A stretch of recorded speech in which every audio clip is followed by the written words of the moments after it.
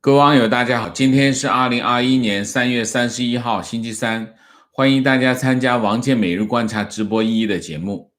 我今天的主题有两个，第一个突发新闻，云南瑞丽确诊6人，那么封城，全国强制打疫苗那么而且强制手段无所不用其极这是第一个。第二个，新疆棉花案 ，H&M 就是不道歉这让中国很尴尬那么先说这个第一个主题国家卫健委公布3月30号，30个省那么确诊11例，其中境外输入5例，广东2例，福建1例，河南1例，陕西1例。那么本土确诊病例6人，均在云南瑞丽然后就是无症状3例3月30号，云南确诊是总共现有的确诊病例是9例，那么无症状感染者22例，都在这个定点的医疗机构隔离或者是隔离治疗，或者是医学观察。那么现在的情况是国家卫健委已经派工作组到云南去指导这个瑞丽的这个云南的瑞丽去指导这个防控工作那么现在的情况是瑞丽有3个通报就是瑞丽市委书记龚云尊31号通报这样现在的情况是瑞丽是3例无症状感染者2男1女为缅甸籍另外6个确诊病例5女1男均为中国籍瑞丽市委书记龚云尊31号通报3月28号上午，瑞丽市对解告解告是一个地方是个很重要的一个翡翠集散地解告玉城重点人群展开例行核酸检测采样，29号凌晨20许报告1例缅甸籍人员核酸检测呈阳性，复核也是阳性，然后立刻对解告玉城所在的地区叫国门社区进行全员检测截止3月30号24时采样26000份，累计发现9例就这么出来的然后接到报告之后，然后把这个阳性用负压车转至这个瑞丽中歹医院进行隔离治疗那么3月30号这个解告国门社区封锁就是全面封闭解告大桥禁止车辆人员通行30号下午对核酸呈阳性的这个他们所居住的区域进行封闭管理。31号排查密切接触人员317人，进行这个隔离观察、医学观察那么31号对瑞丽主城区7个社区开展全员的核酸检测，计划到31号晚上24时完成然后30号开始，瑞丽就开始封城了那么对只准原则上不进不出那么需要72小时核酸检测阴性报告才能够确需要离开的要有72小时内的核酸检测报告基本上是原地劝返大概是这样当地从德宏州瑞丽属于德宏州抽调了1800人支援瑞丽然后全市新增隔离酒店酒店房间是635个瑞丽这个地方很特别它紧靠的缅甸和缅甸这个山水相连那么过去一段时间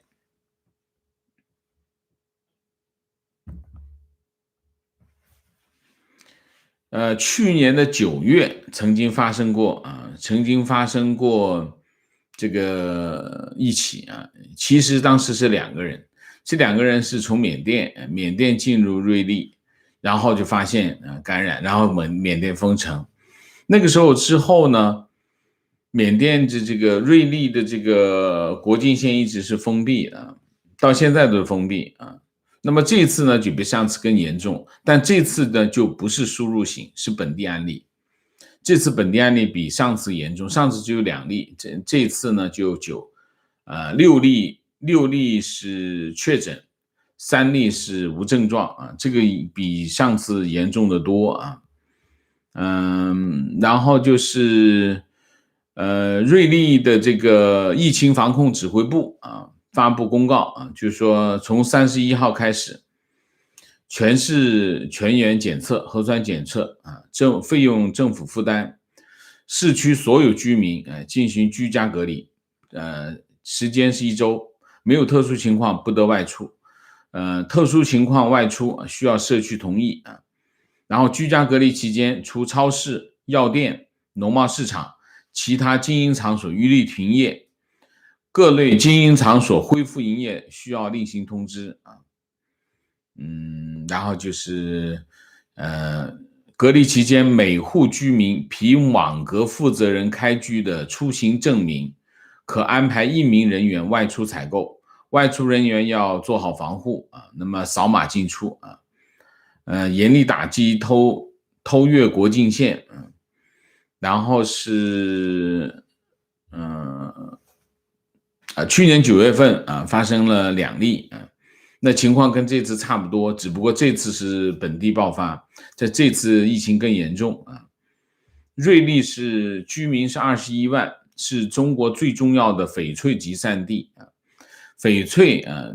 翠只有一个出产地，就是缅甸。缅甸是翡翠唯一的产地，每年2次公开拍卖原石啊，所以这是中国翡翠行业最重要的货源。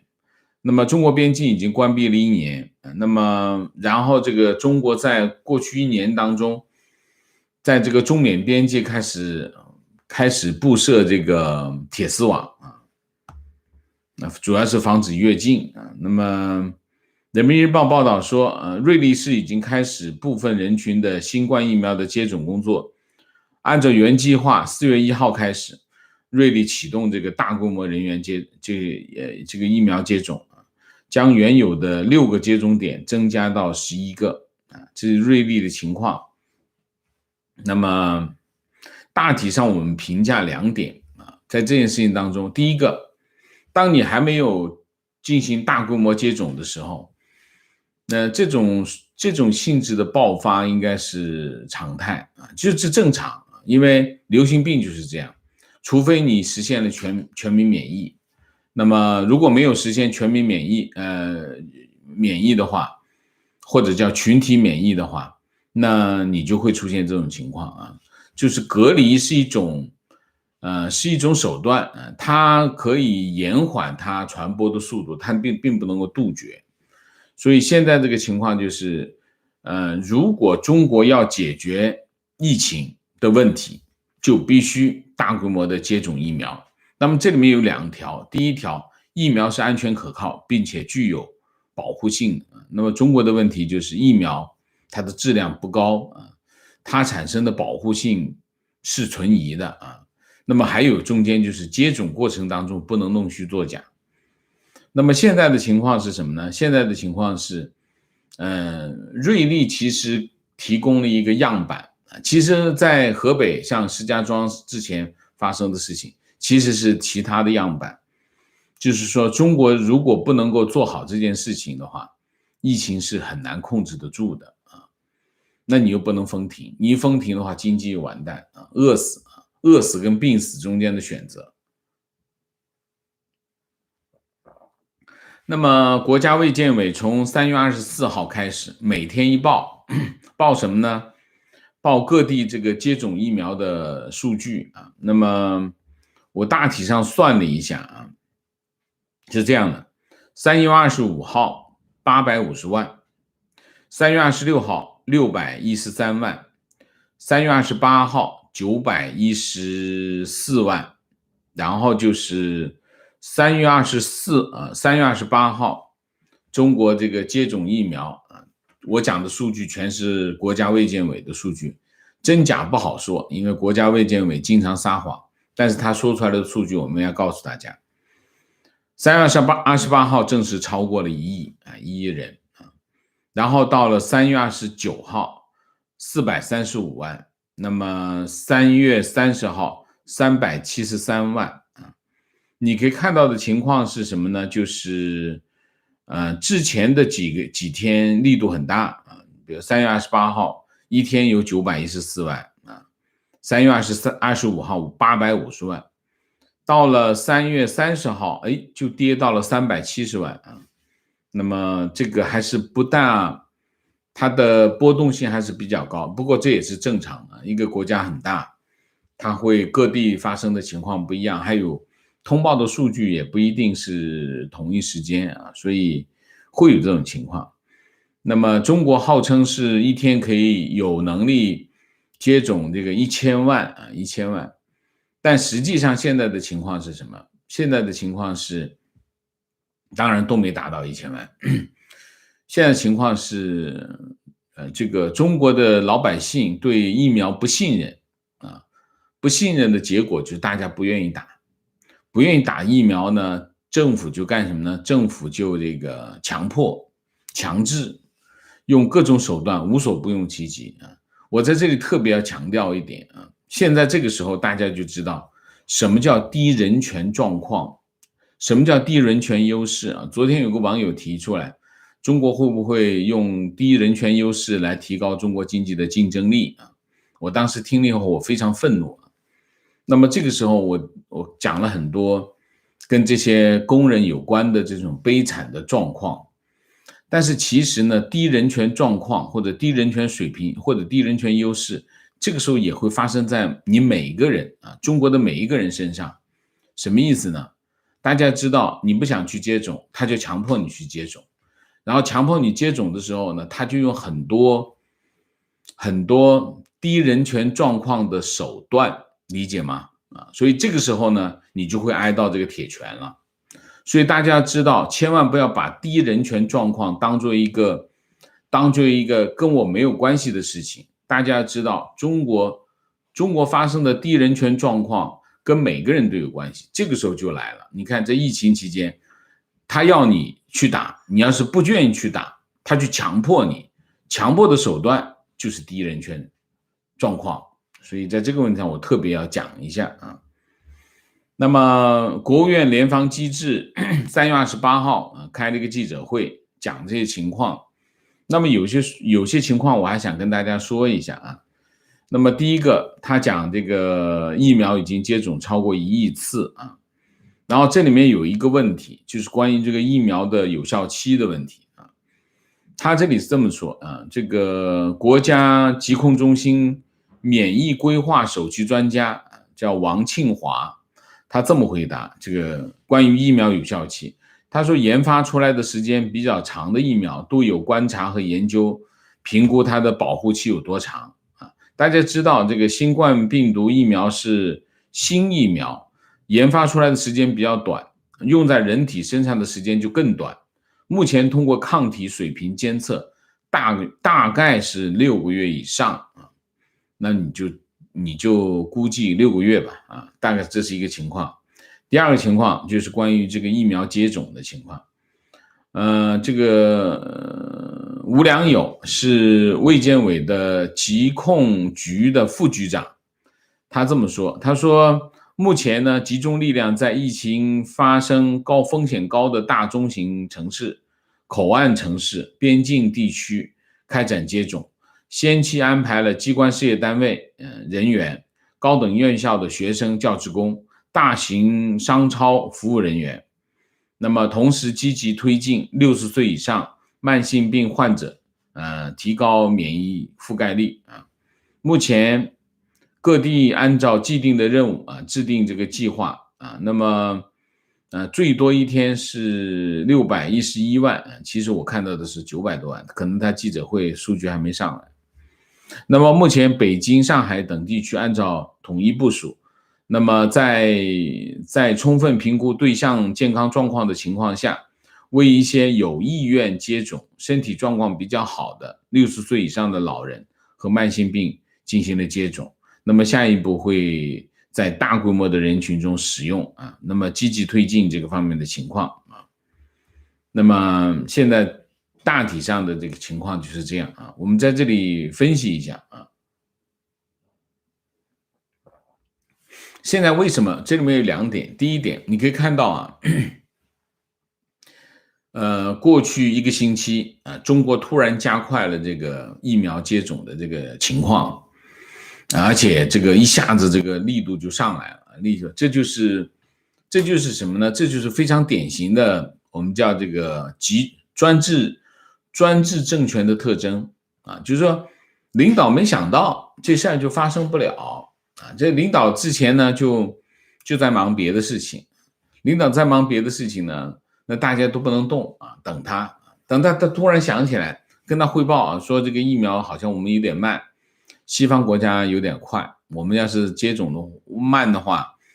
对我们以后有影响。领导就说啊，那这样的话，那我们就赶紧快一点吧。于是呢，就一下子这个接种疫苗任务一下子就提起来，提起来呢，全国各地就开始忙活了。那么这是第一个啊，就是说这里面出现的最大的问题是什么？就是刺激到中国积极的去接种疫苗的主要的原因是西方国家、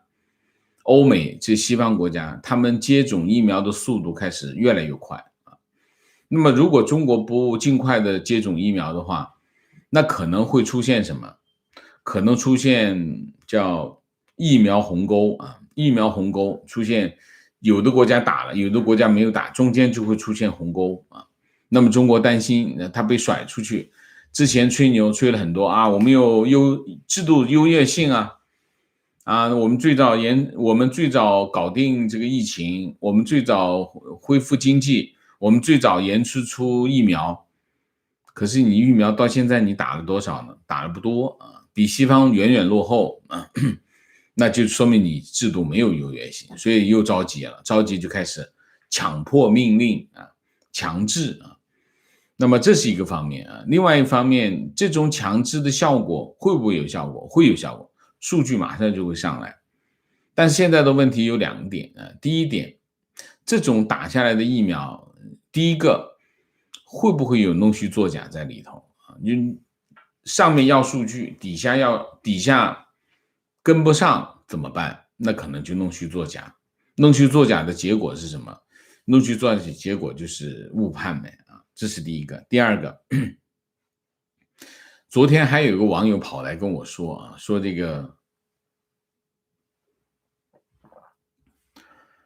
个免费的问题啊，你可以看啊，越强迫就越反感，越反感呢就越不愿意打，越不愿意打呢，政府要付出代价就越大啊。那么那有的说是为了让老人家那个打疫苗送礼送油啊，类似这样的，就是你变成你需要付出代价去打。那么之前其实中国在疫苗接种的问题上，表现得非常的怪异啊。为什么怪异？开记者会上来就说，我们免费，然后后面的接着另外一个人就说，我们要考虑大家的承受能力，意思就是不免费。然后就开始关于免费还是不免费这件事情搞得扑朔迷离啊，就这件事情其实对疫苗的推广有很大的影响。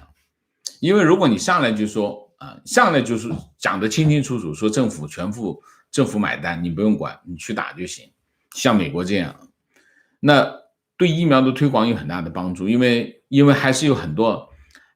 多家庭困难的人啊，那他愿意去打，但是他可能觉得有负担。那中间是什么？中间为什么会有一个这样的情况？就是还是有人想挣钱，有人中间想上下其手。如果免费的话呢，老百姓不用掏钱的话呢，那上下其手是很困难的。因为你要么从政府那拿钱，要么从厂家那拿钱。厂家他生产企业，他是应该收钱的，他肯定拿不了钱。那谁拿钱？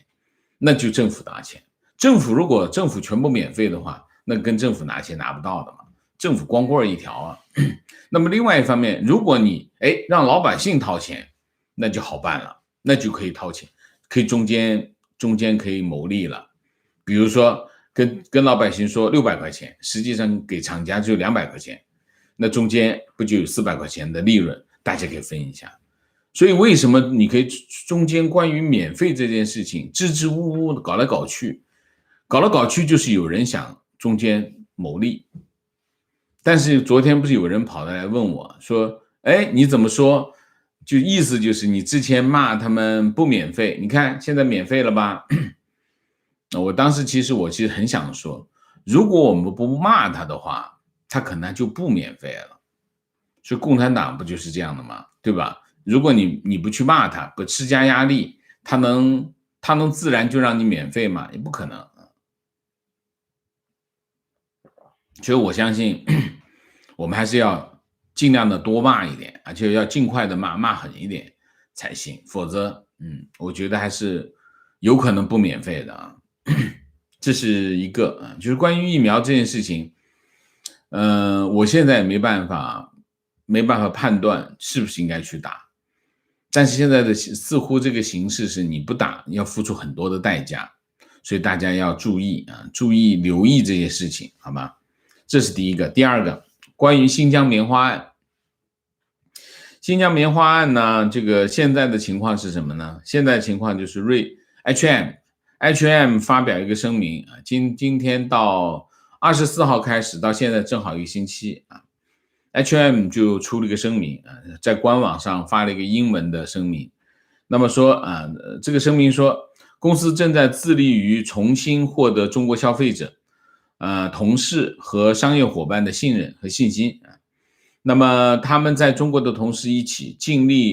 一切努力应对当前的挑战，寻找前进的方向声明强调，中国是一个非常重要的市场，该公司对中国的长期承诺依然坚定公司希望在中国和其他地方成为一个负责任的采购者，现在正在制定前瞻性的战略，并积极开展下一步的材料采购工作。声明说，公司希望所有相关的利益相关者一起合作，成为解决方案的一部分，共同建设一个更加可持续发展的时尚产业。我们致力于重新获得中国消费者、同事的信心那么整个声明呢，立场坚定就是要成为一个负责任的采购者不道歉然后就是央视就跑出来破口大骂H&M 的声明是一篇空话满满、缺乏诚意的2流公关文章公关文。那么这篇将近500字的声明，扭扭捏捏、避重就轻、顾左右而言他，基本上是一篇这个没有诚意的文章他说这个央视的网评说 H&M 为什么不大大方方的向消费者致歉？近来这几家洋品牌跟风操弄新疆议题，既然愿意相信谎言、颠倒黑白，就得接受中国消费者的回应了如果想重获信任、保住市场，就得拿出诚意来，在你们挑拨的关键问题上有个立场，表个态，错了就是错了，扭扭捏捏干啥呢？请少点套路，多点真诚这个文章这个水平很烂这个满地打滚叫泼皮耍赖犯不着他凭什么跟你消费者道歉？他要道歉也是跟那个新疆，如果你说那个新疆的棉花没有问题，他最多是跟新疆的棉花的种植者道歉，他跟消费者有什么？他没有对不起消费者任何1毛钱，说完全不靠谱这个文章没有道理，不讲道理这是一个这是然后热搜是什么情况呢？热搜就是放了3条跟 H&M 的微博热搜微博热搜反映什么？反映当局的态度当局想干什么？当局放了3条 ，HM 最新声明全文没有提新疆，排第一，所以他还是在捏着 HM 啊。第2条啊是 HM 在华关闭20家门店。第3条 HM 最新财报啊，那么税前亏损10亿，意思就是他这3条放在这上面，意思就是告诉你，你看不好吧，下场不好吧，就这个意思啊。然后5毛留言 HM 滚出中国，笑死，无人在意，滚吧，笑死是5毛用的最多的词，笑死啊。好，我们分析一下啊，当前的情况是什么呢？当前情况就继续捏住 HM， 放过这个阿迪跟耐克啊，这第一个。第二个，这些跨国公司呢也非常强硬，都不道歉啊，态度跟以前不一样啊。那么其实为什么其实很多人觉得这些跨国公司这个不道歉是因为立场坚定啊，其实不是啊。对于跨国公司来说，道歉也罢，不道歉也罢，其实对他来说没区别，没有区别。因为为什么？他是来做生意的，他不是来讲立场。所以怎么样做合理，能够得到一个合理的结果，才是这些跨国公司的取向啊。他之前道歉，比如说之前发生一些类似的事情，跨国企业通常会道歉。道歉也跟他的政治立场没有关系，他认为他需要道歉平息这件事情，让他继续做生意，他就会道歉，这跟他好坏没有1毛钱的关系。HM 也好，耐克也好，这个阿迪也好，为什么不道歉？因为他不能道歉。为什么？因为它是全球性的跨国企业，它的品牌是全球性，它不只是你中国一个市场。那如果你当这个形势发生变化到一个整体舆论是什么呢？整体舆论是中国是负面的效果的时候，他如果跑到中国市场在那道歉的话，他其他市场就会受损，他的形象会受损，那么他会影响他在其他市场上的形象，所以他不道歉。所以大家不要误读啊，这跨国公司这道歉，这个不行，跟他行不行没有关系，这个跟什么有关？跟形势有关系。所以你通过这件事情，你可以看出来，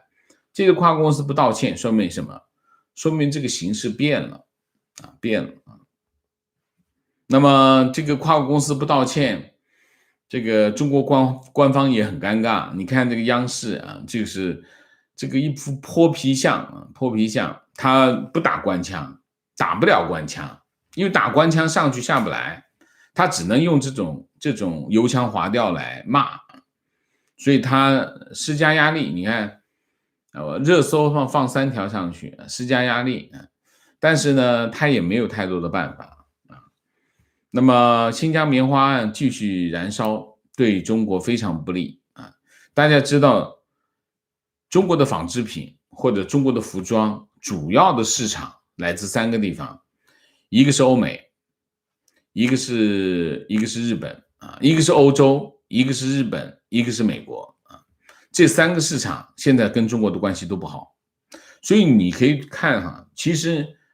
我在网上看到一个理论，我觉得非常好笑你看，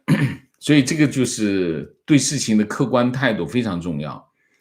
好，这个理论是大概是一个小粉红的想法就比如说美国买很多中国的衣服那么美国对中国的供应链非常依赖，是不是你看，如果你不买中国的衣服，你就买不到衣服，你得去中国买衣服，让中国帮你做衣服这是美国对中国的依赖反过来讲就是日本买很多日本出口很多的电子元器件给中国，你看日本经济对中国又很依赖，你不管是买他的东西还是卖东西给他，都是对他依赖。这是什么情况这其实就是立场先行你通过这件事情，棉花这件事情，我们可以看得很清楚。其实中国对外部经济的依赖是非常强，它的经济才是真正的非常的脆弱。你想一下这个道理，新疆棉花占中国棉花产量的85%啊，那么基本上中国所有的纺织厂或者制衣厂都避不开新疆棉花啊。中国没有那么严格的溯源的系统，就是你真的不知道这个棉花从哪里来啊，真的不一定知道。这很多国家有很严格的这种溯源体系，但是中国没有啊，中国做不到。现在它的这种系统还没有实现这个。那你想一下，也就是说，如果真的这些跨国公司如果有这个防止这个叫什么，防止这个强迫劳动的这个要求的话，它基本上不会用中国的纺织品或者是服装，因为你分不清楚，那你就离开，基本上是一个这样的原则。那你想一下，在这件事情上影响最大的谁？当然中国的企业。所以通过新疆棉花的事件，你可以看到什么？中国经济的脆弱性，比任何一个国家都要强。原因是2个，第一个，它体积足够大啊，当它体积足够大的时候，它每一个单一事件它产生的后果就足够大，你影响的人群也足够多，影响的经济的后果也足够严重。这是第一个。第二个，大家知道中国是有完整的产业链，也就是说，当你产业链的其中一环受到影响的时候，整个产业链都会受影响。那你想一下，纺织业，上次有网友提醒我说，这纺织业有1亿2千万从业人员，就纺织服装业有1亿2千万从业人员。我们不说1亿2千万，我们就说7、8千万是多少个家庭？所以在这件事呢，你可以看到中国经济的脆弱。当然，你又可以用另外一个说法，说这个低人权状况，又用低人权状况，中国吃草可以吃1年，中国人吃草可以活1年，王岐山说的。如果是这样的话，那我想问的问题是，那这个国家的目标是什么？这个国家的宗旨是什么？如果把低人权状况作为一个武器的话，那说明这个国家不是人民的国家啊，好吧？那我们今天就把这个主题就讲到这里，总结一下2点。第一点，瑞丽又爆发那个疫情啊，那么封城，半年之后啊再次爆发，反映了什么？反映了中国目前疫情的一个典型场景，就是还没有实现全民免疫的情况之下，局部仍然有可能爆发这种疫情啊，这是一个。然后中国就开始加快这个打疫苗的这个运动啊，搞运动，各地采取各种无所不用其极的手段，强制打疫苗啊，这是一个。另外一个就是 H&M 不道歉，这件事情还没有结束啊。好吧，那我们今天主题就在这里，我们今天就进入互动啊。进入互动之前，温馨提示，请大家点赞，请新来的网友订阅，请大家加入我们的会员，支持我们做更好的节目啊。那么进入互动之后呢，请大家不要聊天啊，4个情况、问题、观点、情绪啊，请大家关注我们的公众号或者是脸书号，并且点亮小铃铛，尽量来参加我们的直播，好吗？谢谢啊。那么情绪，本人是生物学专业，看了瑞丽市的官方通告非常气愤，即使按照新闻中宣称的瑞丽市的核酸检测能力，以2020年公布的瑞丽人口来计算，完成全市检测需要35个小时，至少需要35个小时。他们宣称预计1天内完成全市检测，就算不考虑1天内全市检测的混乱，光从检测能力和时间来说也是天方夜谭。这些人吹牛毫无底线，草稿都不打。OK 啊，这个网友给我们一个新的角度啊。会不会出现弄虚作假？会的。举个例子，武汉上一次全员检测，说是用，我印象中我不记得时间了啊，我印象中说是用3天时间啊进行全员检测，武汉全员检测。但事实上，很多网友告诉我们，他说从武汉来的网友告诉我们，就是他们根本没有检测啊，所以弄虚作假一定是有啊。这个网友也是啊，提出来的是他根本不可能在1天之内完成，实际根本需要35天啊，35个小时啊，1天半时间。所以弄虚作假的情况，我相信是会有的啊。情况坐标上海，打上海市民服务热线，询问疫苗接种后身体怎么检测抗体，答复全市没有地方可以检测，实在是对疫苗没有信心啊。你可能需要过一段时间才能检测到，至少上次网友给我们的提示是至少要1周时间啊。情况山西已经动员接种中国疫苗，就是我周6打的那种，文件说全国要接种98%。情况打卡广东揭阳，我是做翡翠，由于揭阳会有很多云南客来拿货，今天揭阳也在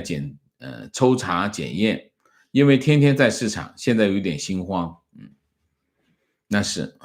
云南来拿货嘛，揭阳来拿货，那是。揭阳是中国一个非常重要的玉石雕刻基地啊，揭阳的玉雕非常的有名啊，很有传统啊。情况疫情真的讽刺，我因为泄露了确诊情况给朋友，并诫勉谈话，错过了提拔，明天要被强制上疫苗。OK， 所以呢，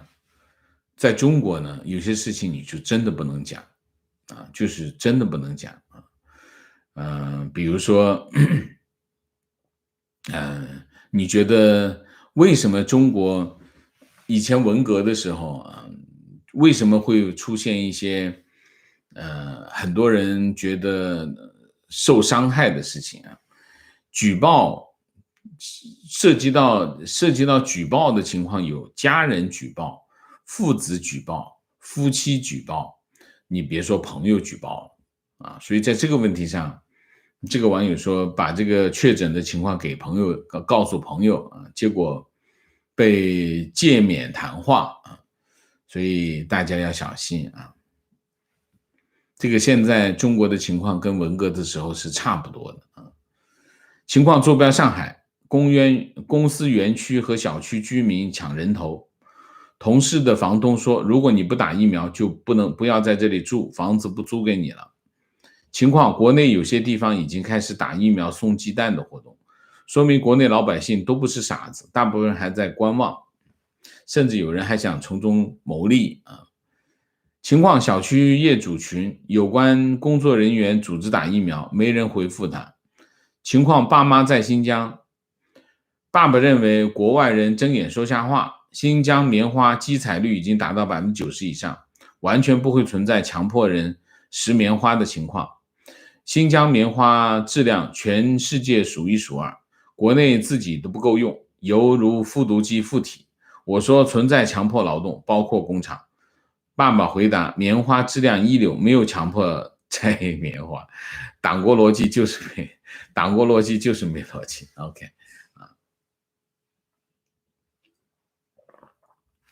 大家知道机采的效果吗？你去网上查一下，用机器采棉花，中国的机器不过关，所以机采棉花的质量是差很多的。你们上网查一下，网上有一些视频给大家看啊。情况坐标国内，周边打疫苗的都是公务员、事业单位、国有企业员工，可见百姓疑虑重重，舆论控制越严，政府越没公信力，非常正确。政府如果你控制言论，你凭什么有公信力，对吗？观点，香港打科兴有死亡、有副作用的报道，大陆打了1亿，竟然全部正常。OK， 情况坐标中欧，有个德国朋友的亲戚在塞尔维亚接种了中国疫苗，据他说，疫苗可能发生的副作用都是中文，欧洲人根本看不懂啊。情况，同事在迪拜打了国药的疫苗，打了2针以后，又过了1个月，还是被传染。他说认识好几个朋友都是打了国药的疫苗，还是被传染。OK， 观点，对于疫苗的死亡，需要对照组来说明，同样数量的大规模人群接种和未接种的进行对比。所谓 AZ 疫苗引起血栓，也是需要看这个，有效率也是要看实验环境和实验人群，不是一个百分比数据。媒体很多报道有误导性，整体来说还是建议打疫苗，否则永远不可能恢复正常。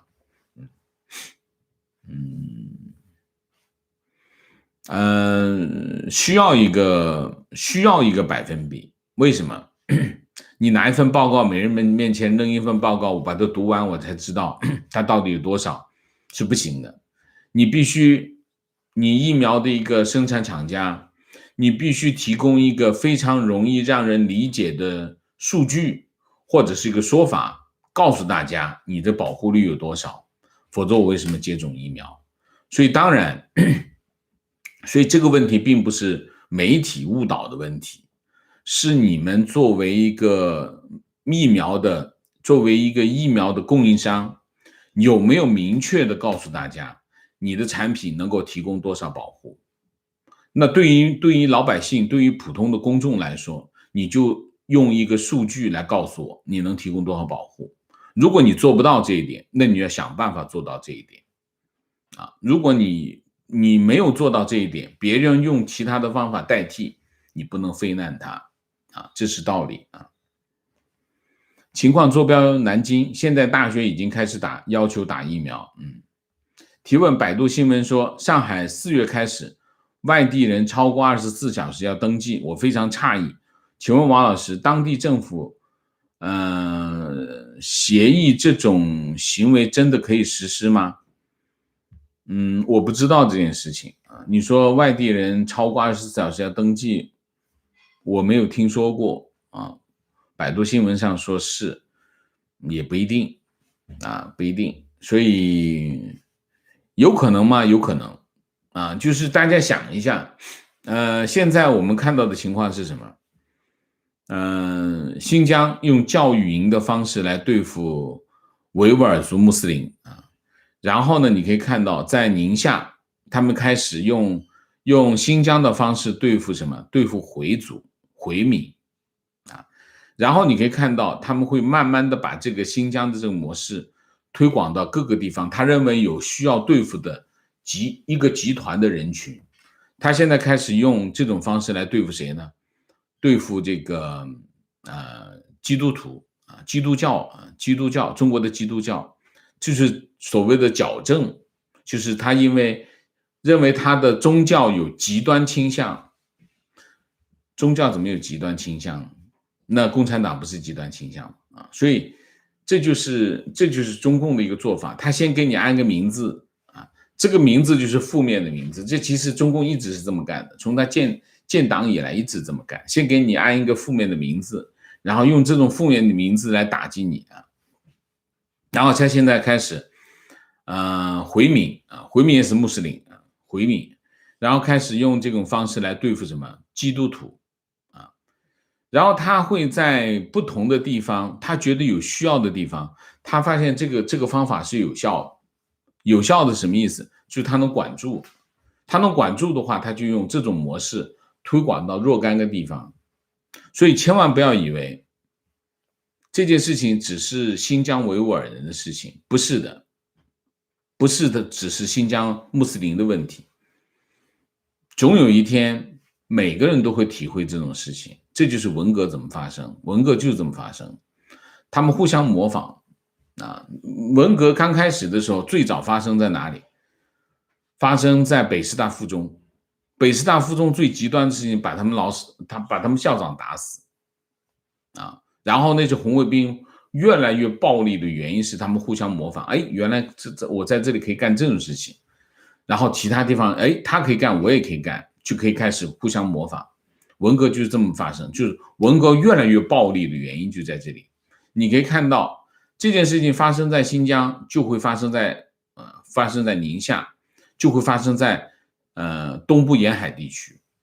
所以没有人，所以有些小粉红觉得我觉得这样做挺好的治安挺好的，大家别忘了，总有一天你也会成为那5%的所以千万要小心情况提问：墙内打疫苗要当场签知情书等好几个文件，让人感觉不舒服。请问王老师，在美国打疫苗要签一堆文件吗？没有人签文件为什么？我不知道，他自己可能对疫苗也心里没底吧。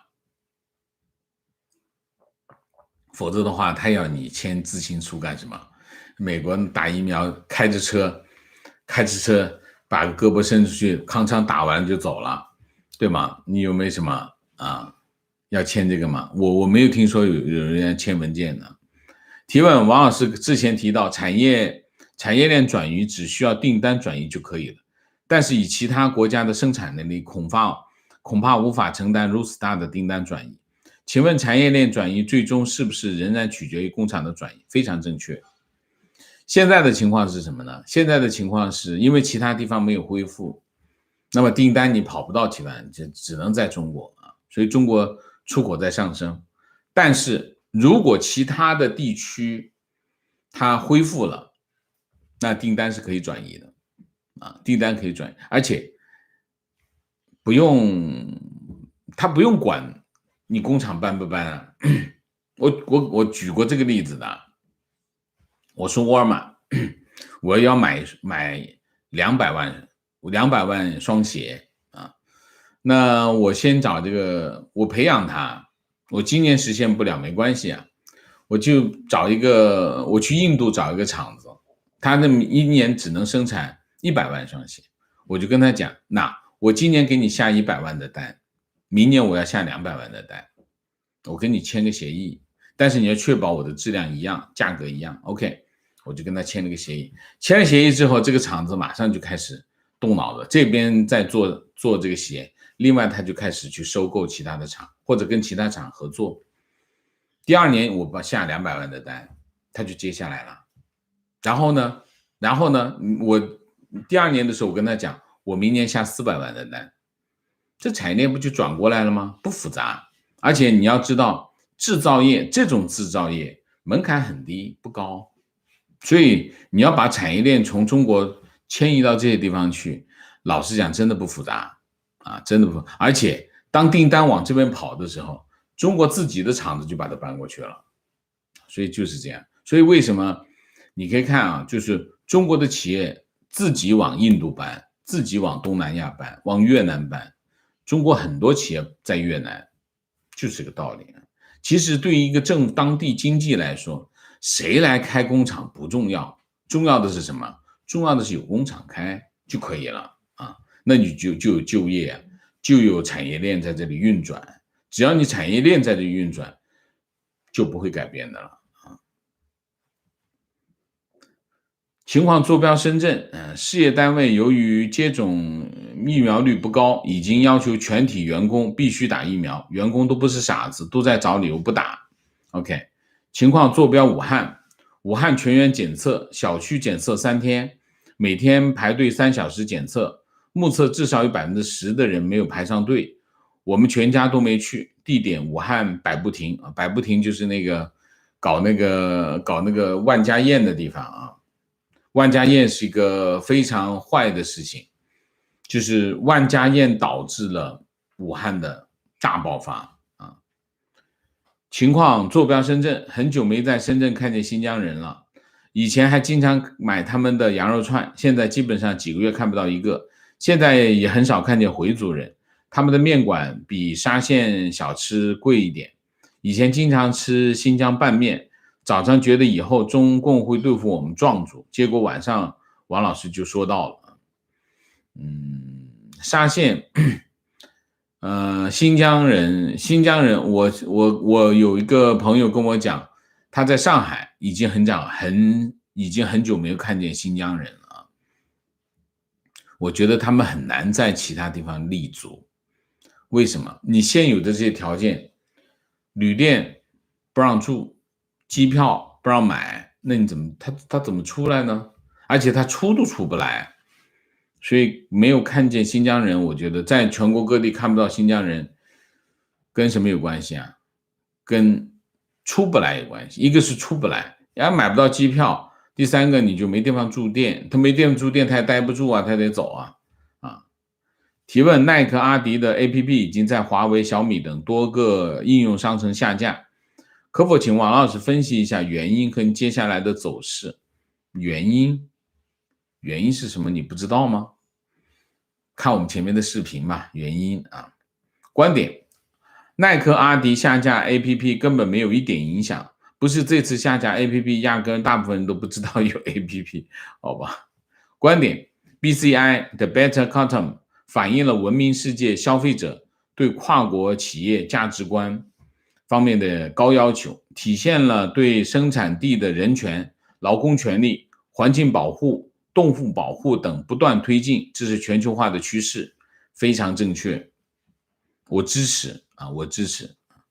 观点：新疆问题是系统的、大规模的历史问题。我同学是新疆反沪知青子女，他说，生产建设兵团占据全疆水源，他们农二师就背着冲锋枪监督维族放牧羊，现在已经比70年代人道多了。这种中世纪论调在中国非常主流，汉人群体平静的接受，所以中国需要普及常识，现代社会常识，这是长期并兼具的，非常正确。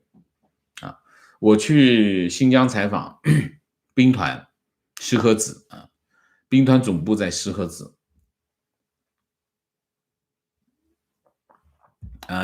兵团的司令员跟政委请我们吃饭，吃饭之前开座谈会，他们会议室墙上有一个帘子拉着的帘子。开座谈会他聊到兴起，那个司令员站起来把那帘子拉开一看新疆全图啊，然后新疆全图他就告诉我们，你看这是水源，看这水源，所有有水源的地方都是我们兵团的地盘，就是新疆建设兵团其实还是沿用了曹操时代的就是农垦屯田制啊，屯田制就是基本上还是个封建社会啊，就是用封建社会的方式来控制新疆，就是新疆有个维吾尔自治区啊，是一个政府，然后还有一个什么呢？还有一个新疆建设兵团是汉人政权啊，那是个自治区政府，自治区政府其实书记还是汉人，还是主要的权力还是在书记手里，还是汉人控制。但是呢，他还不放心，不放心，在这里再放一个什么呢？再放一个汉人组织，就是准军事组织。建设兵团其实是准军事组织，就是出去打仗就是兵，回来耕田就是农民，但他就叫什么呢？叫农场啊，但是他又用军事单位，农二师啊，农二师就是师级单位，师级单位其实还是军事组织啊。那么这些人是有枪的啊，有枪的，就是可以打仗啊。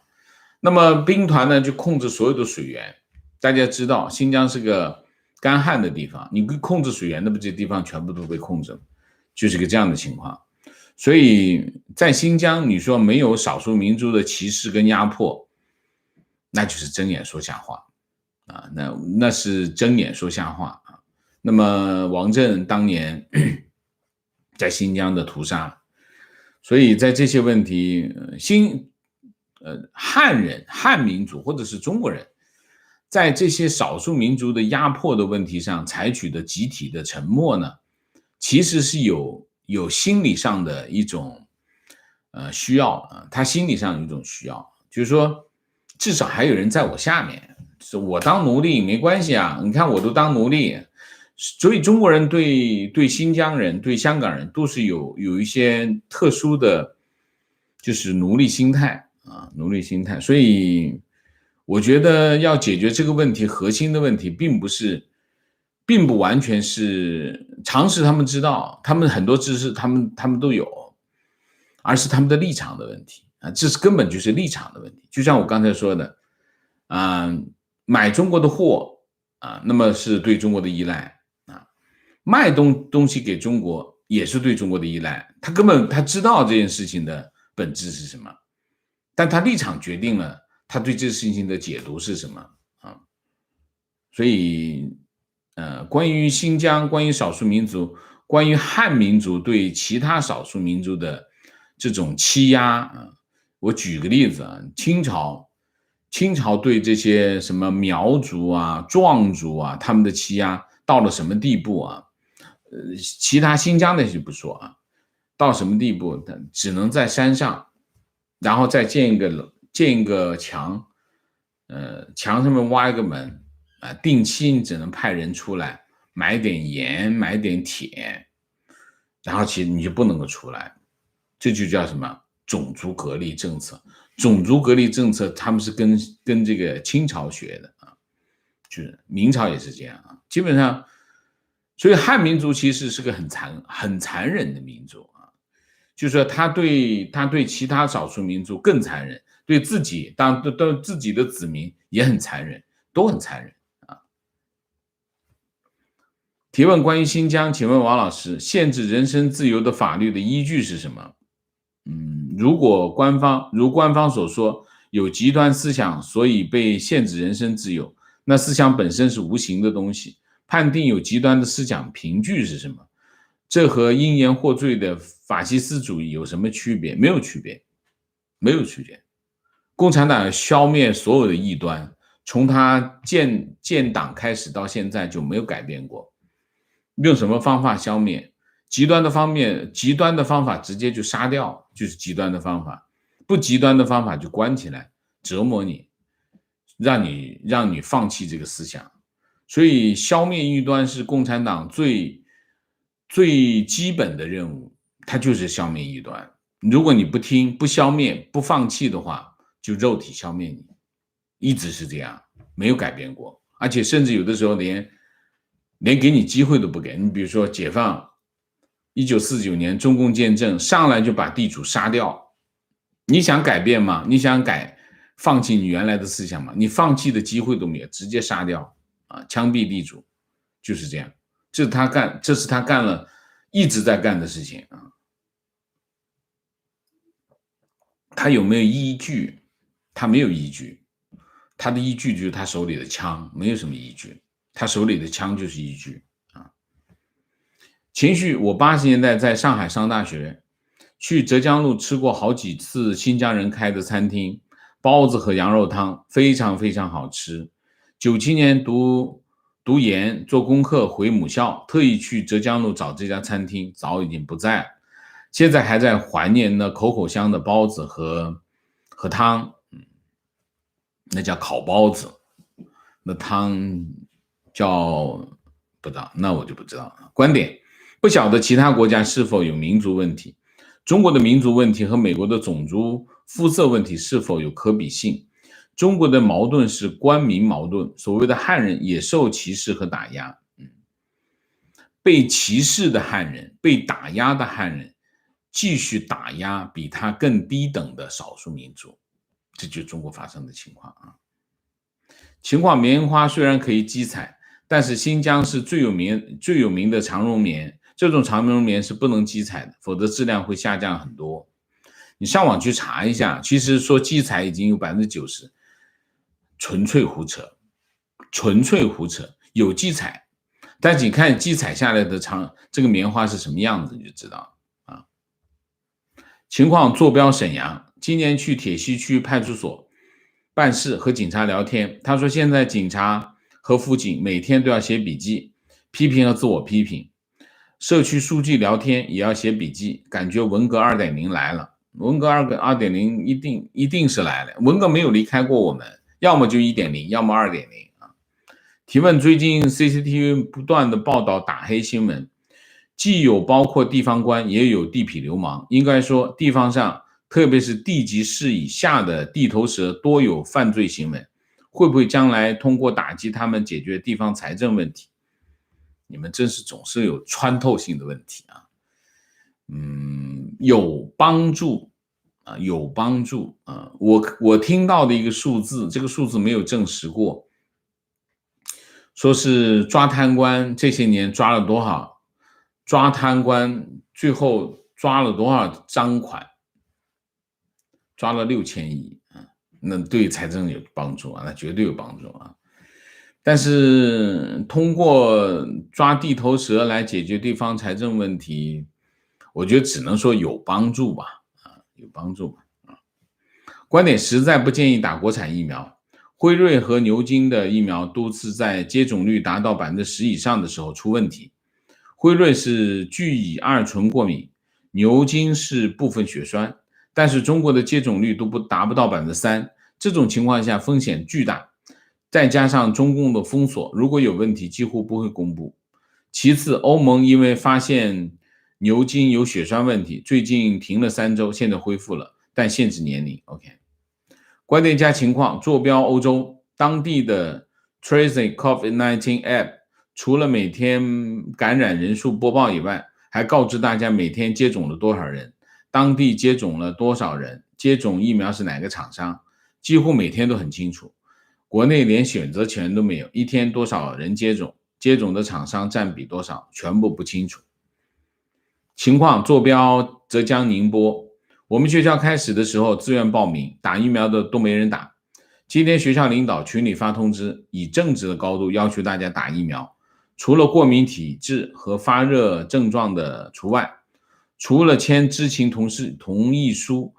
没有要求打完疫苗之后规定期内检测抗体检测，要是没有产生抗体，对抵抗新冠没有实际作用，不知道打疫苗的意义何在。 OK。情况：沈阳尹老太案入境后隔离半个月，回家至少是检测3回，结果皆阴。大连有检测8、9次后确认阳的，可见墙内检测技术比掷骰子差不了多少。一直就说过啊，在初期，中国的这个核酸检测的水平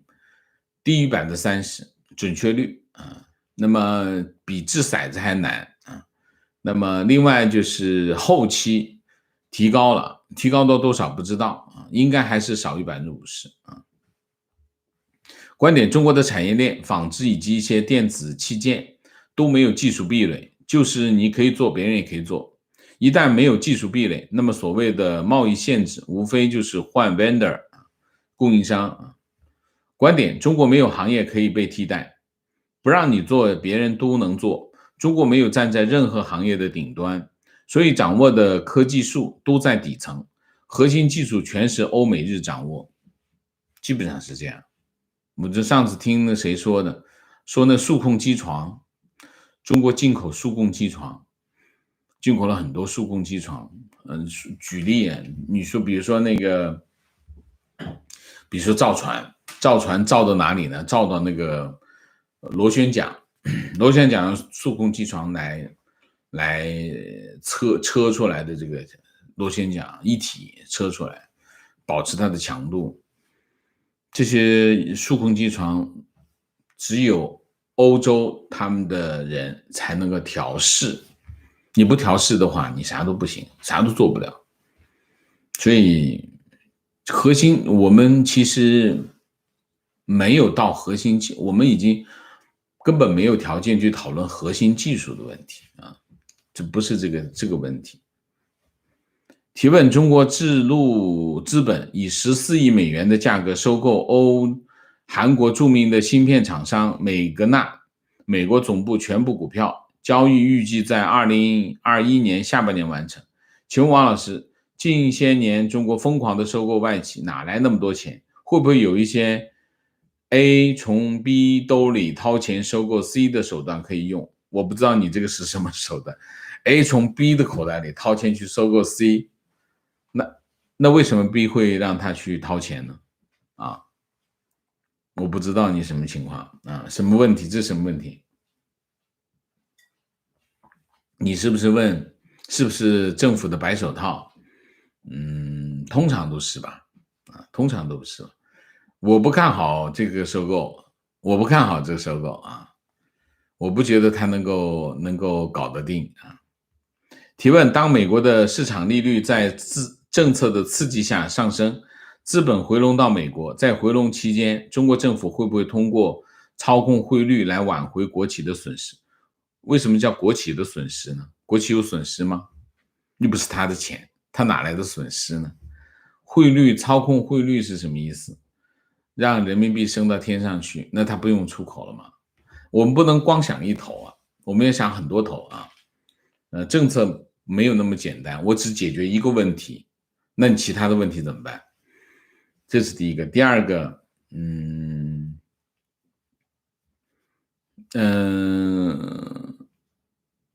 资本回流到美国，大家记住，资本回流美国，钱是谁的？钱是他自己的呀。那你说，那你怎么会觉得国企有损失呢？所以这个这个问题有问题啊，你要搞清楚这些关系啊。提问王老师，我有个纯经济学的问题，发行国债会降低消费吗？发行国债，看不到它们有关联。发行国债的钱从哪里来？中国发行国债的钱谁在认购国债？银行在认购，大部分都是银行，国有银行在认购国债。那么老百姓买不买呢？老百姓也买但是老百姓买的很少，所以它会不会影响消费？理论上它影响不大就意思就是我把钱拿去买国债了，我就没钱去消费了。理论上来说，拿钱去买国债的那些人，他通常不指着他消费了他才拿去买国债所以我觉得影响不大情绪坐标东京，王先生每天2档节目，为我这古稀之人的异国生活增添了许多内容，谢谢你，谢谢你的支持情况：坐标苏州，小企业经被国税割韭菜，原因是在6年前有几张发票有偷税嫌疑，几万增值税，6年滞纳金比税还多，国家拿小企业开刀了。王老师能不能做一期关于国税的节目？国税的节目，什么叫国税的节目？讲什么呢？国税很多很多的内容那是这样的如果你真的有滞纳金然后你又查到的是6年前的发票是假发票那你可能会面对真的是比这个补的这个税还要多这个是一定是这样发生的。中小企业呢有没有假发票？中小企业假发票是很普遍那么假发票是什么意思？假发票就是做假账是用来做假账。做假账的目的是什么？逃税那么这件事情有发生，如果发生了，那就不是割韭菜，那就是因为做假账逃税是违法，那他处罚你，我觉得没有什么可说的就是偷税漏税就是要抓。那你说那你的税太重，那是另外一个问题。如果你真的要在那做生意你说我如果不偷税漏税我没法活，所以你就偷税漏税，但是偷税漏税你被抓到了这叫什么？愿赌服输。所以在这个问题上我没有立场，我不会支持我只会支持如果你去反抗那是另外一件事，但是如果你在那做生意没有话讲只能是这样子好吗？好，那我们今天的节目就到这里，感谢大家的参与，我们下一个节目再见。再见之前请大家点赞，请新来的网友订阅，请大家加入我们的会员，支持我们做更好的节目。做更好的自己。谢谢大家，谢谢。